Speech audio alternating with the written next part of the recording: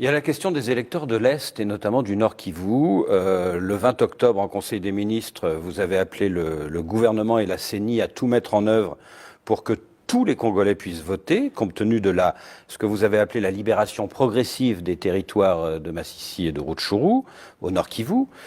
Mais depuis, les rebelles du M23 ont repris du terrain. Est-ce que cela veut dire que le vote ne pourra pas se tenir dans ces deux territoires ? Malheureusement.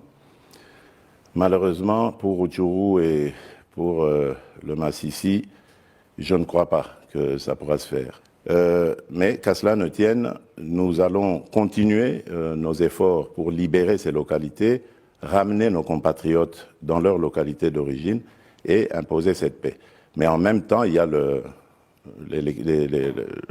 processus électoral qu'il faut continuer et amener à son terme. 26 candidats pour la présidentielle sur la ligne de départ. On verra combien seront à l'arrivée. Alors, c'est une élection à un tour. Donc, est-ce que la dispersion des candidatures de l'opposition fait de vous le favori logique de ce scrutin ? Bon, je reste serein, modeste. Moi, ce qui se passe à l'opposition n'est pas mon problème. Nous vivons dans un pays où il y a une vitalité démocratique certaine, et tant mieux, j'allais dire, pour la démocratie. Ceux qui le font dans l'opposition, c'est leur problème. Mais vous vous sentez le favori ? Bien sûr, sinon je n'aurais pas demandé à rempiler. Je crois que j'ai fait du bon travail. C'est vrai que beaucoup de choses restent encore à faire, mais le Congo revient de loin. Ça, il faut le reconnaître. Tous ceux qui viennent aujourd'hui, après 5 ans de ma présidence, presque 5 ans, me le disent très clairement.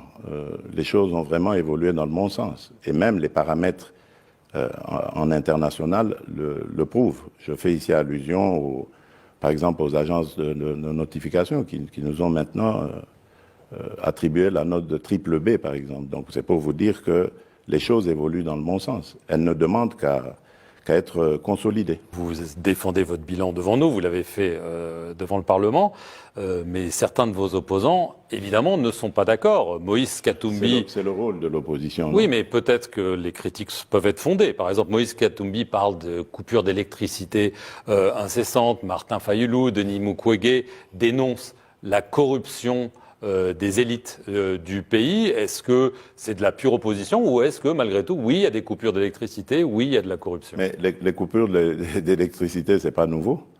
Ce que nous faisons, c'est d'essayer de juguler justement ces coupures intempestives. Et nous le faisons en renforçant les capacités du barrage d'Inga, de Zongo 2. Je viens d'ailleurs d'inaugurer une centrale électrique là maintenant qui va desservir une dizaine de communes dans Kinshasa, et ça fait des millions de consommateurs qui vont pouvoir être, de clients qui vont pouvoir être accordés maintenant au réseau électrique. Donc nous essayons de juguler cela. Lorsque moi je suis arrivé à la tête de ce pays, il n'y avait que 9% de ménages, on va dire, dans la population qui avaient accès à l'électricité.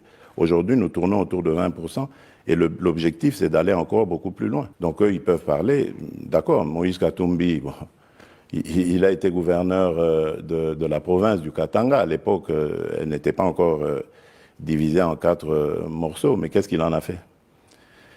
Je parlais d'ailleurs récemment de l'aéroport international qui est en train d'être construit, qui est déjà d'ailleurs terminé à Kolwezi. Il a été gouverneur pendant 9 ans. Il n'a même pas pensé à construire un aéroport international dans la capitale mondiale du cobalt. Aujourd'hui, des investisseurs pourront venir de partout sans devoir passer par Lubumbashi et chercher des petits cercueils volants pour arriver à Kolwezi. Ils vont venir directement avec leur jet privé ou leur avion régulier directement sur Kolwezi. J'ai des tas d'exemples comme ça qui peuvent démontrer que je n'ai aucune leçon à recevoir de Moïse Katumbi. Alors, il y a une affaire qui défraye la chronique.